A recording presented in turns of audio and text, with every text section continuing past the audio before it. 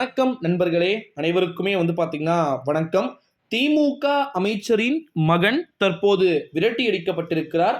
வெட்டு 1 துண்டு 2 அப்படின்ற கதையாக, நீ நேரத்துக்கு இங்க வந்த, ஓட்டு போட நீ எப்படி கார்ல வந்த, கார்ல வந்தது ஒரு குத்தமாயா அப்படின்னு கேட்டீங்கன்னா ஆமா அப்படின்னு சொல்லாமல் சொல்லி இருக்கிறார்கள் நண்பர்களே. திமுகவின் அமைச்சர் ஆர் காந்தி, எங்க அமைச்சர், எங்கள் துறையை சார்ந்த அமைச்சர், எங்கள் தொகுதியை சார்ந்த அமைச்சர், ஆர்காட் என்ற பாருங்க, ராணிப்பேட்டையின் சாதனை செம்மல். யார் இந்த பட்டத்தை வழங்கினாங்கன்னு தெரியல. சாதனை செம்மல் என்று போற்றப்படக்கூடிய ஆர் காந்தி அவர்கள் பாத்தீங்கன்னா அரக்கோணம் தொகுதியில ஏற்கனவே தன்னுடைய மகனை எப்படியாவது நிறுத்திவிட வேண்டும் அப்படின்னு சொல்லிட்டு ஜெகத்ரட்சகனுக்கு எதிராக நிறுத்தி விடலாம்.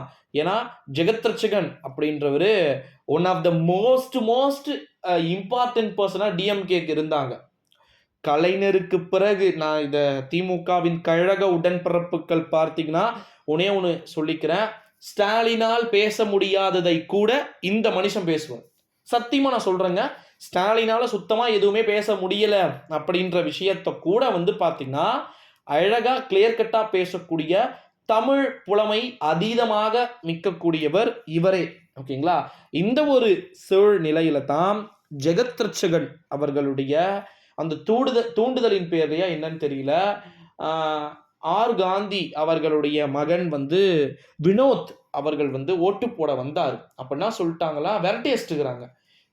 எதுக்கு விரட்டி அடிச்சுக்கிறாங்க அப்படின்னு பாத்தீங்கன்னா, எதுக்கு அவர் கிட்ட வர வரைக்கும் போலீஸ் பாதுகாப்போட கார்ல ஓட்டு போடுறாரு, என்ன ரைட்ஸ் இருக்கு அப்படின்னு சொல்லிட்டு.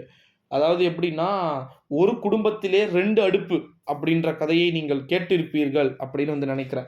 அதே போல திமுகவில் ஒரு தொகுதியில் 2 வேட்பாளர்கள், வாய்ப்பில்லை, செட் ஆகாதுங்களா.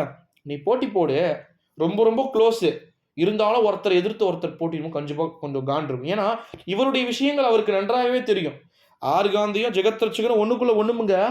துரைமுருகனும் ஆர் காந்தியும் எல்லாமே தெரியும். அப்பேற்பட்ட ஒரு ஆசை தப்பு படத்துல ஒண்ணுமே கிடையாது. ஆசை யார் வேணா வைக்கலாம். ஓகேங்களா? அதே போல ஆர் காந்தியுடைய மகனை எப்படியாவது எம்பி ஆக்க வேண்டும் என்று ஆர் காந்தி அவர்கள் நினைத்தார். ஆனால் அதற்கு ஜெகத்ரட்சகன் தடுத்திருக்கிறார். இந்த ஒரு சூழ்நிலையிலே நேற்றைய முன்தினம், ஓகேங்களா, வெள்ளிக்கிழமை ஓட்டு போடும் போது என்ன பண்ணியிருக்கிறாங்க, ஆர் காந்தியுடைய மகன் வினோத் அவர்களுடைய கார் கண்ணாடிகள் உடைக்கப்பட்டிருக்கிறது. எதுக்கு நாங்க உடையணும், என்ன ரீசனுக்காக உடைக்கணும்னு நான் கேட்கிறேன். திமுக தானே, ஏன் திமுகவிலிருந்து நீங்க எத்தனோ முறை ஜெகத்ரட்சகன் ஆயிட்டீங்க, இப்போ ஆக போறது கிட்டத்தட்ட எம்பிக்களா 3-4 முறை ஆயிட்டீங்க எம்பியா. ஓகேங்களா? இப்ப இந்த முறையும் ஆகதான் போறீங்க, உறுதியாயிருச்சு. அத திமுக சார்பில் வினோத் அண்ணன் அவர்கள் போட்டியிருந்து வெற்றி பெற்று இருக்கலாமே, ஏன் பாத்தீங்கன்னா ஆக்கல அப்படின்னு சொல்லிட்டு அங்க ஒரு புறம் கேள்விகள் எழுந்து கொண்டு இருக்கக்கூடிய ஒரு சூழ்நிலையிலே நண்பர்களே, திமுகவின் உட்கட்சி பூசலின் காரணமா 20,000 ஓட்டுக்கு வேணும்னே கே பாலுவுக்கு போயிருச்சு.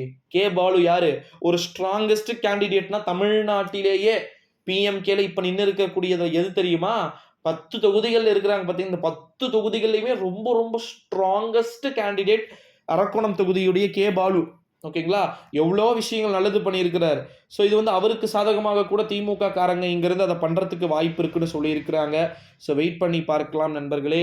எதையுமே நம்ப முடியல. எதுவாக இருந்தாலும் ரிசல்ட் வரட்டும், ஃபைனல் ரிசல்ட் வரட்டும், ஒரு ஃபைனல் அவுட்புட் திமுக இவ்வளோ சீட்டின் வெற்றியை பெறட்டும், பார்த்து